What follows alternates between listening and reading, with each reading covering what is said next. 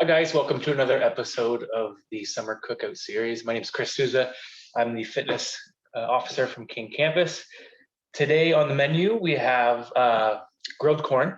So you can do this on a barbecue. You can do it on top of an open fire.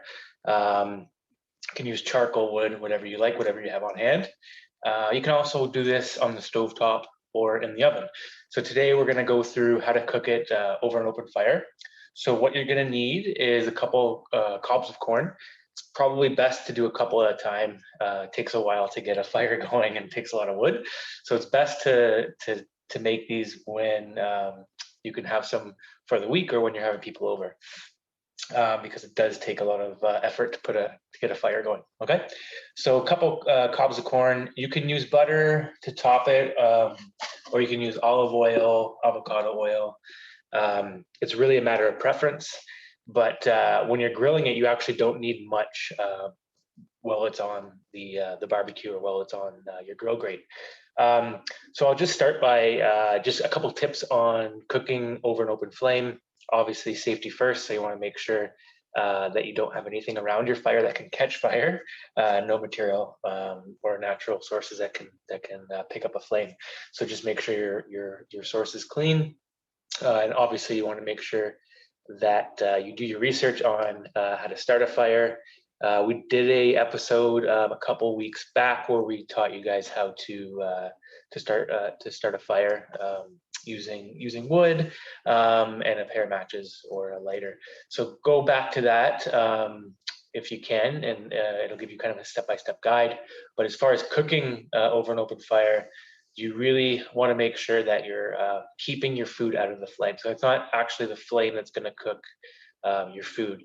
It's the char or it's the wood that's already been on fire and it kind of has the embers on it. So that's what's going to heat the food. It's going to be a lot hotter than the actual flame. If you're doing something like marshmallows, that's cool, totally cool to do it. To roast on an open flame.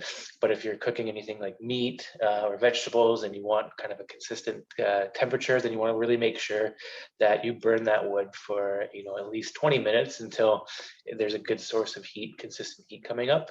Don't expect to just start a fire, put your grate on top, and start barbecuing. Okay, so make sure you have enough time. And again, safety. Make sure you have like some sand, some water, anything you can to have to douse those flames in case anything happens. Obviously don't have anything that's flammable around it as well. Okay, so yeah, grab some corn. It's really a matter of preference whether you want to keep your husk on or if you want to take it off and clean it up before you start to barbecue your corn. Okay, this way looks pretty cool. Grilling your corn on an open flame with the husk on is cool, but just keep in mind you have to have a couple hours ahead of time to properly soak your husks so that they don't catch on fire, okay?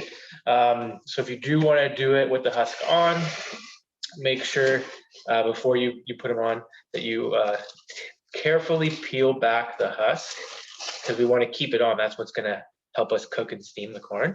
So peel it back a little bit. Okay, don't go all the way off because like I said, you do want to keep that on so we can cover it up after. But what we want to do is take some of the air off there. And if you want, you can rinse it as well.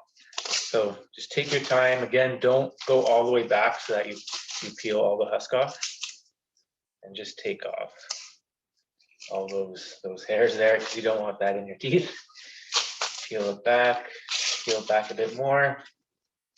And it is a bit messy, so make sure you have a spot where you can take these all out without making a big mess. And it's pretty, on a counter, you can just kind of wipe it down after. Take that off. Obviously, you want to make sure your hands are clean, especially if you're serving food to other people. Okay, so take all the little bits there off. Makes it a lot easier to eat. I'm just going to put that to the side.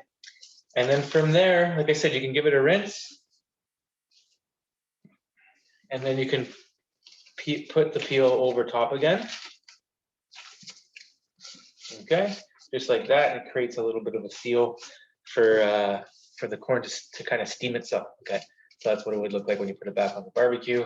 Again, you want to make sure after you do that, you soak it for a couple hours because it just saturates the the husk, which prevents it from burning, catching on fire, but also keeps all the steam inside, okay? So it actually steams the corn as you cook. If you don't want to do that, you can clean off all your husks, clean all the hairs off, rinse it, and then you can either leave a little handle there, pretty convenient, or you can take it off if you're not eating with the handle anyways. You can take it off, but just make sure it's all prepped. From there, what you're going to do is grab some olive oil. You don't need too much, just enough to coat it. And you're going to put olive oil and just spin it. Put olive oil all around it. This prevents it from drying out while it's on the barbecue. Also prevents it from catching on fire as well, because it'll keep it a bit moist so it doesn't dry out. So that's all you're going to do. That's really all the prep you need. Just make sure you get it all the way around. What we'll do is I'll kind of show you how you put these on the grates, and then we'll come back and I'll show you how you can top it. Okay. So I'm just going to give you 1 second. Just going to turn the camera off for a second.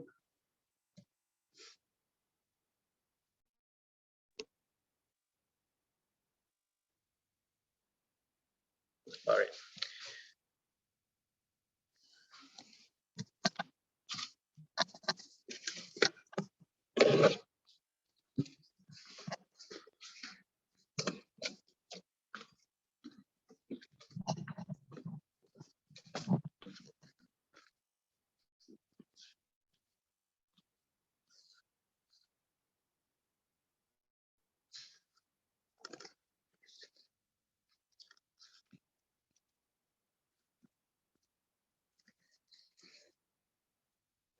So this is what the corn will look like after a couple minutes of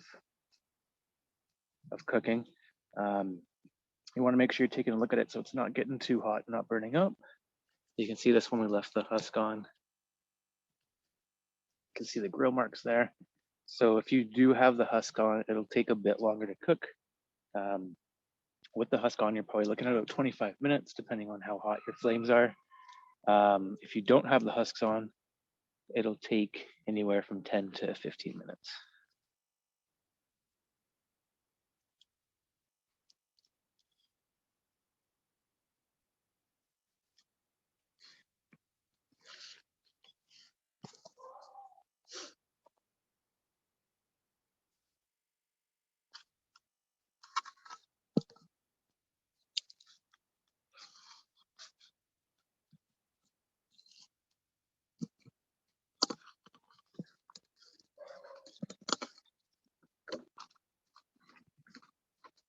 So we're just gonna head inside here, and I'm gonna talk about just what you can do to top these. Give you a couple of different options. I'm gonna turn the video back on. All right. So as I was saying, if you don't have husks on them, it'll take 10 to 15 minutes, depending on how hot your heat source is. So if you have a really big fire going and a lot of coals, or you're using charcoal and it's really close to it, just keep an eye on it, because it will char a little bit. So just keep turning it. I would say every 5 minutes you can give it a turn, just so that it doesn't dry out. Once you're done, there's a couple different ways that you can add flavor to it. One of my favorites, on the lighter side, I would say, so it's a bit more healthier, less calories, but still a lot of flavor. I like to use something called tahini. So it has a bunch of different spices. What I like about it is it actually has lemon zest in it. So it's like dehydrated lemon zest. And I'll just let you know exactly what's in it. There's dried chili peppers, sea salt, dehydrated lime, and that's pretty much it. There's a couple preservatives, but it's not too bad. So this is what I usually put on mine. What I'll do is I'll take a little basting brush, put a little bit of more olive oil on, and then I'll sprinkle it with some tahini and some salt and pepper. So that's a pretty simple, easy way to top them off. Salt is good too. So a lot of people would just like classic salt and butter, and that's really good. I find I like to use a bit of chunkier salt, so not like the really, really fine salt, but ones that have bigger, not like salt crystals, but they're just a bit chunkier, like kosher salt. If I want to kind of make a meal out of it, I'll also add some jalapenos. So you can dice up some jalapenos. You can add some cilantro as well. Cilantro is really good, gives it kind of a Mexican flair. Some people will put they'll put like a layer of mayonnaise and then the cilantro. There's all different ways you can try out different spices as well. You can put like a barbecue spice rub on it. But even just like salt and pepper tastes awesome. You get a lot of smoky flavor from the open flame too. So it adds like another layer there. But it's super easy. Like I said, 10, 15 minutes, not a lot of prep time. The longest prep time is making the fire. So if you have a barbecue, even better, you can throw it on the grill. Make sure you grease your grill a little bit. If you don't particularly like eating it off the cob, what you can do is just take a knife. Let me just see if I have a knife handy that'll cut that. Give me 1 second. So you can actually take a knife. Just take a knife, hold the little handle there, pretty convenient. Put it on an angle, and you can slice the corn off the cob as well. Okay, if you have lots of butter on there or olive oil, just make sure the knife doesn't slip. Be very careful. And you can cut that off, and you can add that to a salad. It's really good because the corn gets super yellow the longer you roast it, especially if it's corn that's getting picked later on in the season. It'll be nice and vibrant yellow, so you can add that to a salad. And even chili, stuff like that. It's a great side to serve with barbecue. So if you're having a barbecue, definitely consider doing some roasted corn on the cob. It goes great with barbecue. Obviously, it's pretty convenient too. If you already have the barbecue going, you can cook all your meat and then throw that on as well. Another tip is to throw some lime juice on it too. It's really good, especially with the cilantro and the chilies. And you can, like I said, you can put your own spin on it. The possibilities are pretty much endless depending on what spices you have, what kind of flair you can do, like an Asian flair, Indian flair, and choose different spices from different kinds of food. It really lends itself well. It's like a blank canvas, the corn, so you can add whatever you want to it. But that's the 101 on how to grill it. Like I said, you can do it on open fire on your barbecue as well. It'll probably be a bit quicker on the barbecue if you close the lid. And you can also do it like over a cast iron skillet too, if that's all you have inside. And in the oven too, you can do it in the oven, almost like a broil it. Definitely, if you're doing that method, you want to keep your eye on it, keep spinning it. But same thing, you can add everything at the end. But give it a go. It's super quick, super easy. It's corn season now, so it's kind of bittersweet because corn starts to be able to be harvested, like the later end of the summer in Ontario. So I know it's awesome to be able to go locally and grab some corn. But at the same time, summer's almost over, and we're just right around the corner. School's going to be starting soon.